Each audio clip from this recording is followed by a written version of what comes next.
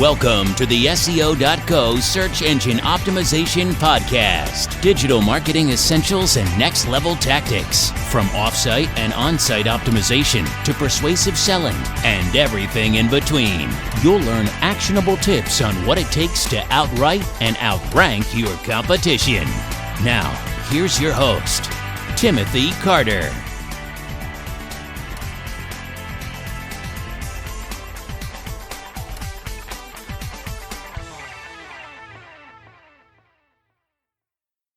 Thanks for joining me on the podcast today. We're going to talk about what's the ideal length of a blog post for SEO. You know, there are many topics in content marketing open for debate, but few of them have been as elusive to proof as the length of a perfect blog post. To some, the longer a blog post, the better.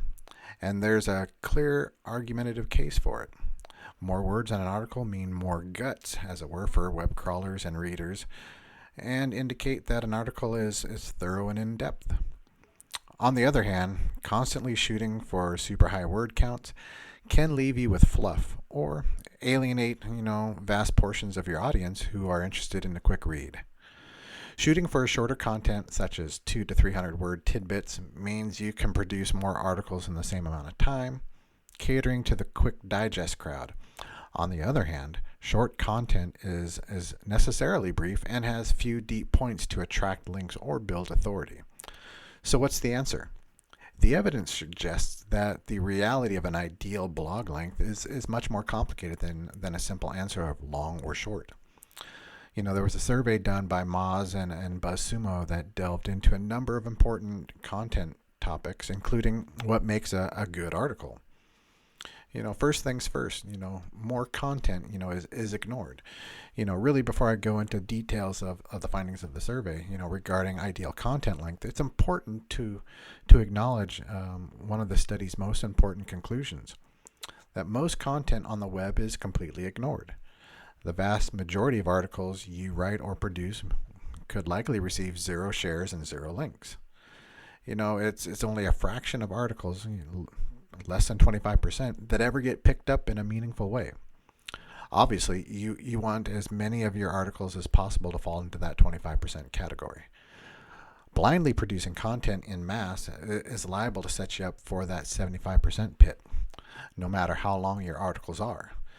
But by learning from the articles in that 25% that are considered successful pool, you can properly organize your content efforts and only produce content with a chance of getting shares and links. So, really there's no simple answer for defining what the ideal length of a blog post should be, but there are some interesting trends out there when it comes to length.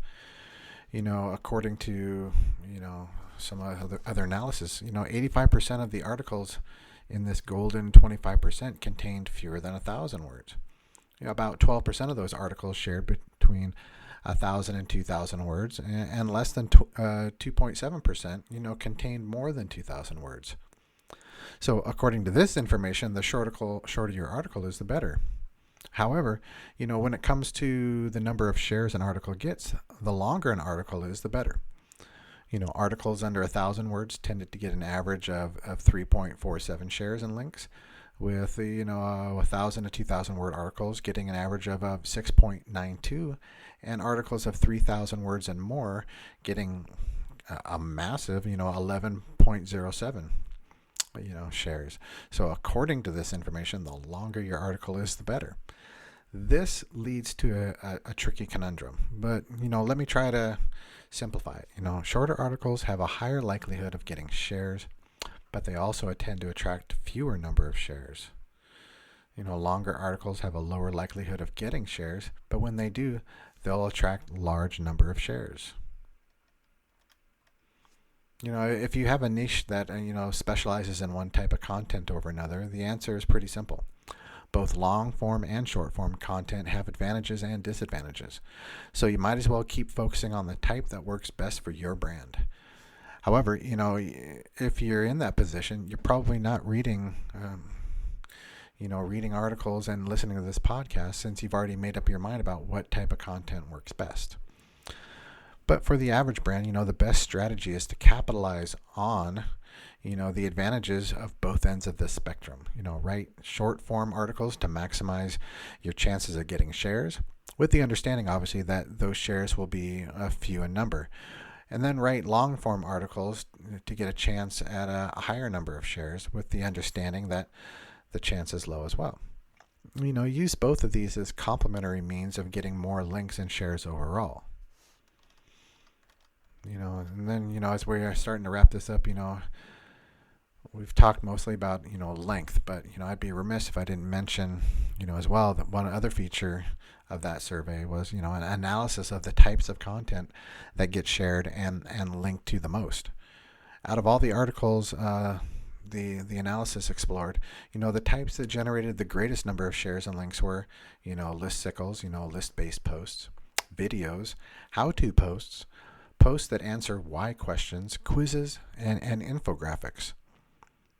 And when it comes to that longer form content on more reputable sources, research-backed content and opinion-forming articles tended to get the greatest amount of attention.